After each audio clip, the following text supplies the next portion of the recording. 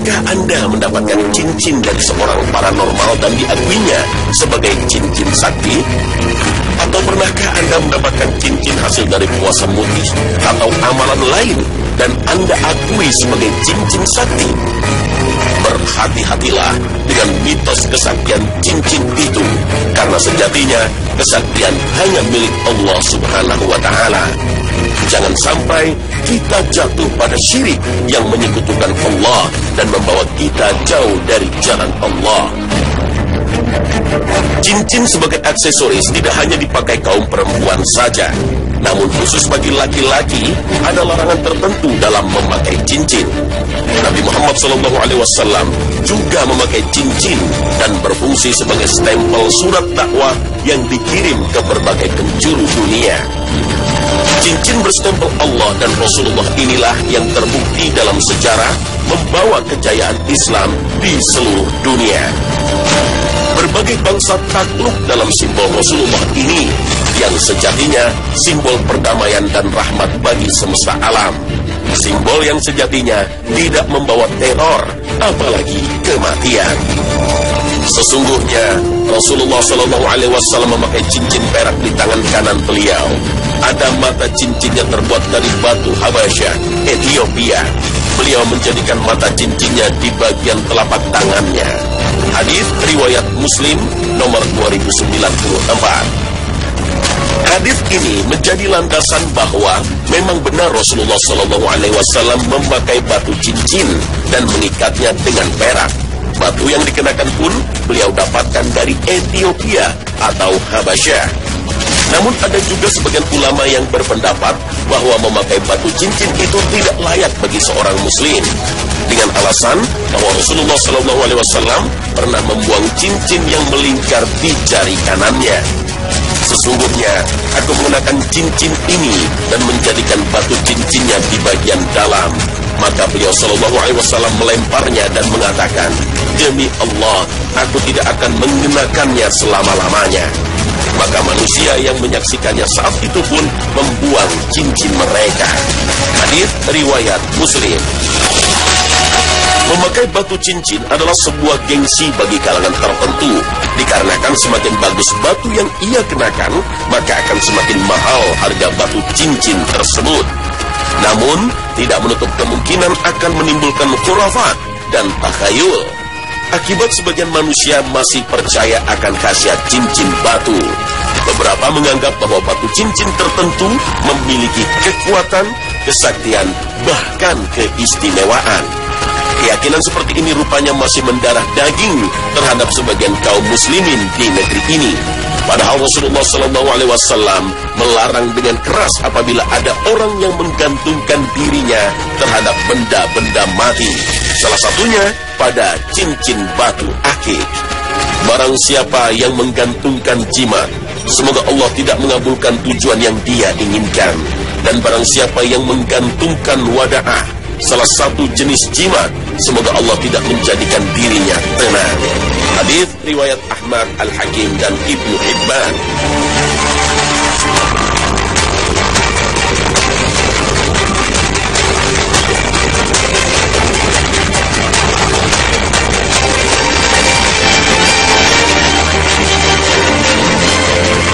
Assalamualaikum warahmatullahi wabarakatuh. Selamat pagi pemirsa Trans 7. Khazanah Ensiklopedia Islam Dunia pagi ini kembali hadir ke hadapan Anda untuk berbagi pengetahuan dan saling menasehati dalam kebajikan. Cincin dalam bahasa Arab disebut dengan khotam. Memakai cincin merupakan sebuah tradisi yang pernah dilakukan oleh Rasulullah SAW dan para sahabatnya. Dahulu, orang-orang memakai cincin juga untuk menjaga penampilan, terutama bagi kaum perempuan. Cincin merupakan aksesori berpakaian. Selain menunjang estetika penampilan, bagi kalangan tertentu memakai cincin juga menjadi identitas status sosial. Menurut catatan sejarah, kebiasaan memberi dan menerima cincin dalam pernikahan ternyata sudah dimulai sejak lebih dari 4.800 tahun yang lalu. Masuk ke zaman Nabi, memakai cincin merupakan sunnah Nabi Muhammad SAW. Bahkan diceritakan dalam sejarah bahwa Nabi Sulaiman dan Nabi Daud juga memakai cincin. Cincin Nabi Sulaiman berasal dari langit, memiliki bentuk dan sisi, sementara kekuatannya dapat mengumpulkan para jin, manusia, burung, angin, setan, dan dunia. Rasulullah SAW pada awalnya memakai cincin yang terbuat dari emas, sebelum adanya larangan memakai cincin emas bagi kaum laki-laki. Adapun bentuk cincin Rasulullah SAW, sebagaimana yang diceritakan oleh Ibnu Qayyim dalam kitab tarifnya Zadul Ma'ad, bahwa Rasulullah SAW ketika kembali dari Hudaybiyah, beliau menulis surat kepada para penguasa di timur dan di barat. Maka ketika Rasulullah menulis surat kepada Raja Romawi, beliau menggunakan cincinnya yang terbuat dari perak sebagai stempel. Karena pada cincinnya ada 3 ukiran. Ukiran pertama kalimat Muhammad, ukiran kedua adalah Rasul, dan ukiran ketiga adalah lafaz Allah.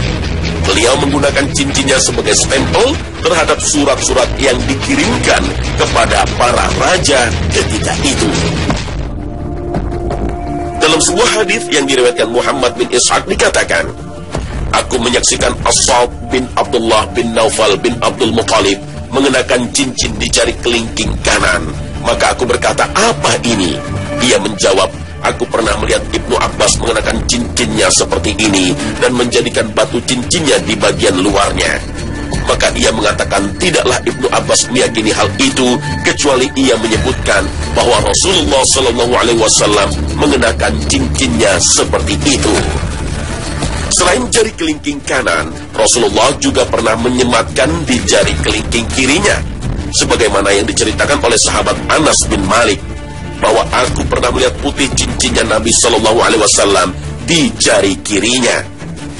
Dalam beberapa keterangan yang ada, bahwa Rasulullah SAW pernah mengenakan cincinnya di jari kelingking yang kanan dan pernah juga menyematkan cincinnya di jari kelingking yang kirinya. Dari dua perbedaan ini, para ulama menetapkan sesuai dengan ijma' bahwa para fuqaha membolehkan menyematkan cincin pada kelingking jari kanan dan membolehkan menyematkan cincin pada jari kelingking tangan kiri. Namun yang lebih utama adalah memakainya di jari kelingking tangan kanannya. Adapun kebanyakan dari mazhab Syafi'i lebih menganjurkan untuk dikenakan di jari kelingking tangan kanan, karena tangan kanan lebih utama. Karena cincin merupakan perhiasan, maka tangan kanan lebih utama dan lebih berhak untuk perhiasan dan kemuliaan, sebagaimana sabda Rasulullah SAW. Sesungguhnya Rasulullah SAW memakai cincin perak di tangan kanan beliau. Ada mata cincin yang terbuat dari batu Habasyah, Ethiopia. Beliau menjadikan mata cincinnya di bagian telapak tangannya. Hadis riwayat Muslim. Jadi, memakai cincin disunahkan pada jari kelingking baik kanan ataupun kiri, dan dibolehkan juga memakainya pada jari manis karena tidak ada dalil yang melarangnya. Namun ada larangan apabila memakai cincin pada jari telunjuk dan jari tengah. Sebagaimana hadis yang bersumber dari sahabat Ali bin Abi Thalib bahwa Rasulullah SAW bersabda, Rasulullah SAW melarangku untuk memakai cincin di kedua jariku ini atau ini. Ali mengisyaratkan kepada jari tengah dan yang selanjutnya yaitu jari telunjuk. Hadis riwayat Muslim. Para ulama berselisih pendapat tentang larangan pada hadis ini. Apakah larangan ini jatuh kepada haram ataukah makruh? Para ulama juga sepakat bahwa larangan ini hanya berlaku bagi kaum laki-laki. Adapun bagi kaum perempuan, bebas untuk memakai cincin di jari mana saja, karena para wanita dibolehkan untuk berhias dan memakai perhiasan yang terbuat dari emas.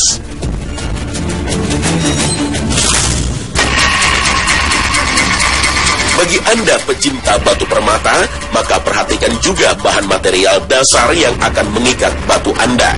Karena bahan dasar cincin sudah diatur dan mempunyai konsekuensi hukum syar'i yang mengikat.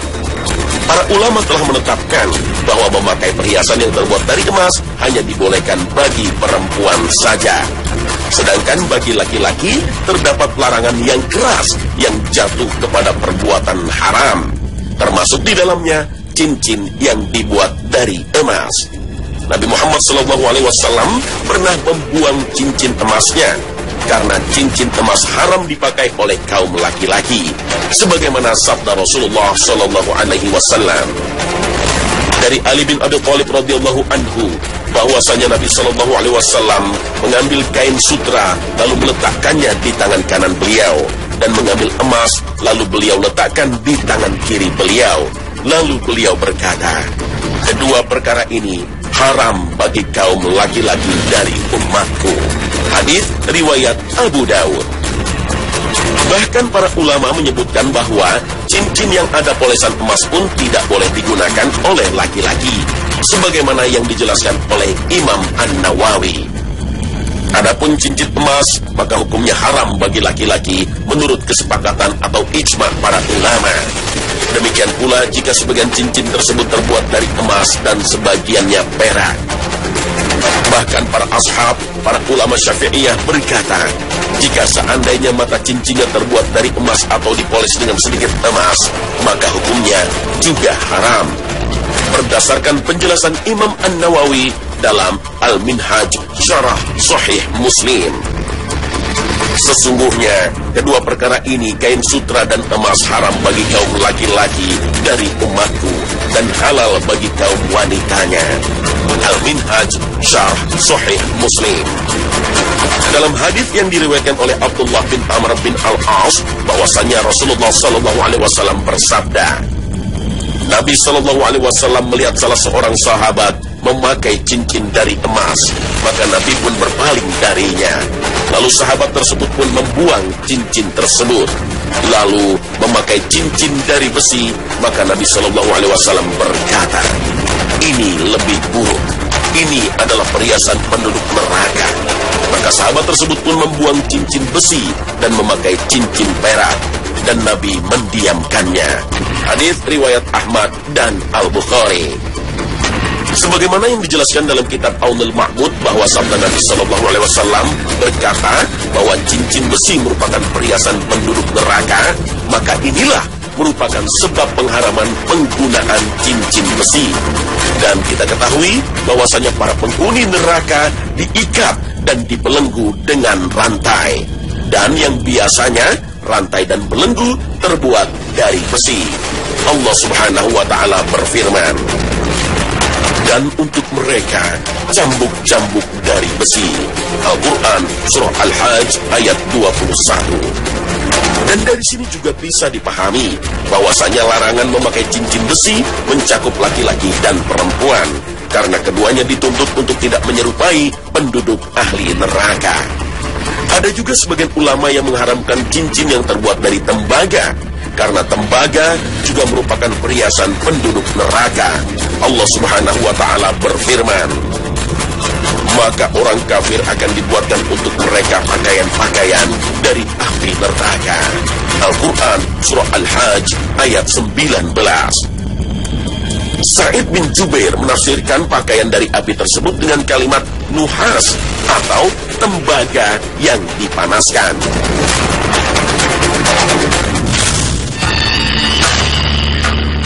Apresiasi berbagai batu permata di negara kita meningkat dalam beberapa tahun ini.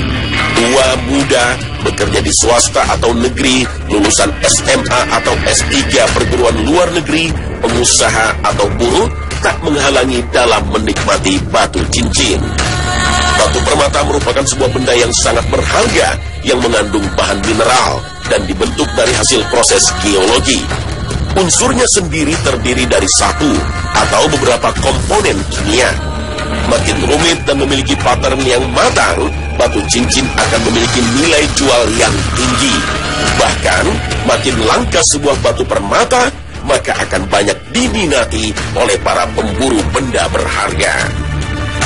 Beberapa pasar di Indonesia, batu permata yang seringkali ditemukan adalah jenis batu permata yang telah melalui proses pemolesan sebelum dijadikan barang perhiasan.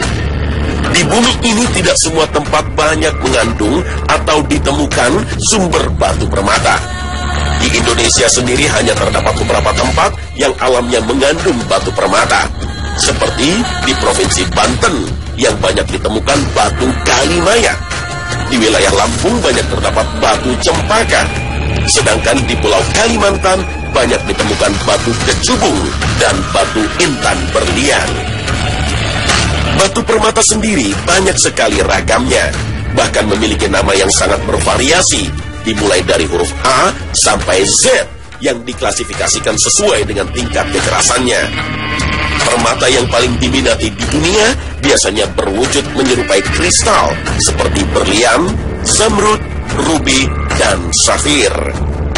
Selain itu, batu-batuan akik jenis anggur seperti biru langit, bungur, ataupun kecubung juga mulai banyak diburu oleh para kolektor permata karena keindahan dan pesonanya yang tidak kalah menarik dari jenis kristal.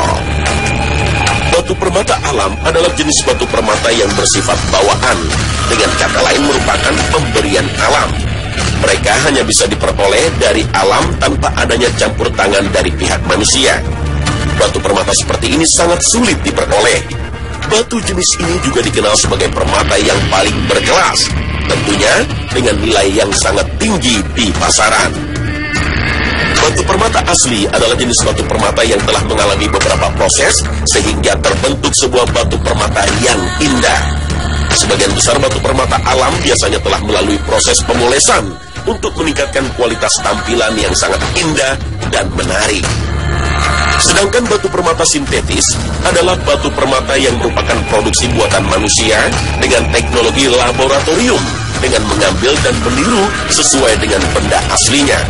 Rupa dan wujudnya yang mirip dengan batu alam membuat batu jenis ini cukup sulit untuk dibedakan secara kasat mata, kecuali dengan beberapa teknik serta ditangani oleh ahlinya. Untuk mengetahui jenis dari sebuah batuan permata, biasanya dilakukan beberapa pengujian.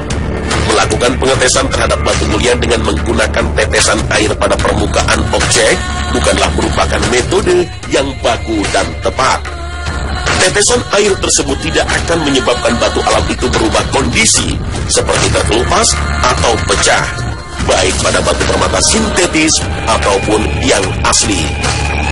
Melakukan pengujian dengan menggesek-gesekkan pada alas yang berwarna, akan tetapi belum bisa menjamin keaslian sebuah produk. Warna-warna yang kerap kali muncul kemungkinan merupakan warna spektrum yang merupakan ciri khas dari sifat gelas kaca atau sintetis. Pengujian pada sebuah berlian contohnya biasanya dilakukan dengan menggunakan metode kekerasan tanpa merusak benda itu sendiri, seperti indeks refraksi atau refraktometer, fluoresen, berat dan jenisnya, dan inklusi mineral. Metode ini justru sangat ampuh ketika membedakan batu permata asli dan sintesis atau imitasi seperti batu giok, batu opal, batu pirus, dan batu permata lain. Tingkat harga tinggi dan mahal tidak menjamin 100% bahwa batu permata tersebut merupakan produk yang asli. Karena untuk menilai sebuah produk batu permata yang asli belum memiliki standar yang baku atau resmi untuk menentukan hak.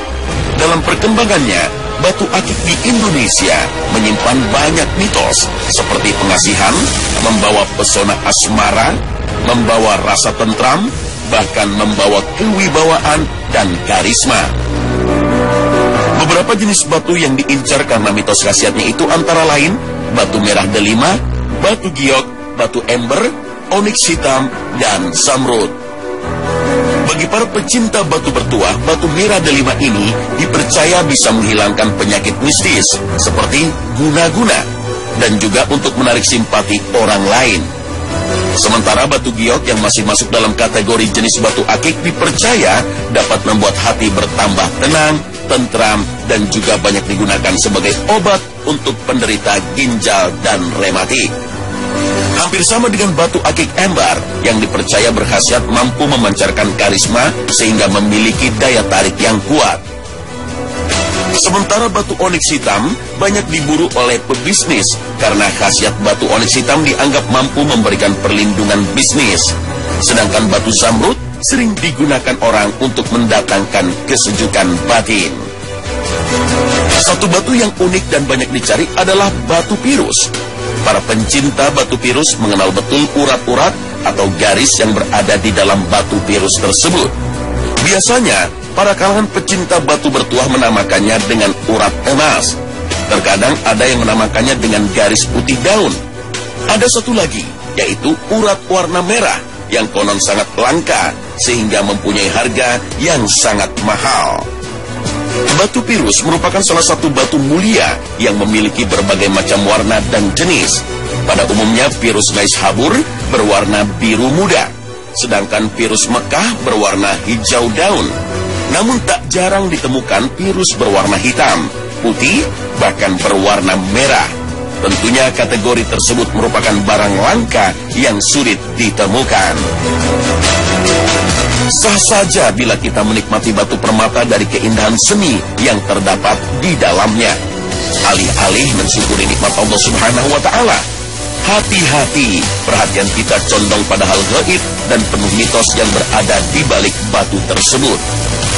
Karena jelas tidak ada kekuatan kecuali kekuatan yang besar dan datang hanya dari Allah sebagai Sang Pencipta. Karena sesungguhnya jimat, jampi-jampi, dan pelet adalah perbuatan syirik. Dan hal ini sudah diingatkan lewat hadis Rasulullah SAW dalam riwayat Muslim akan bahaya menyekutukan Allah. Pemirsa Khazanah, inilah akhir kebersamaan kita dalam Khazanah pagi ini. Islam tidak melarang seseorang untuk memakai cincin. Akan tetapi Islam melarang cincin tersebut dijadikan jimat. Apalagi percaya terhadap khasiat yang akan mendatangkan kedamaian dan pertolongan dalam kehidupan manusia.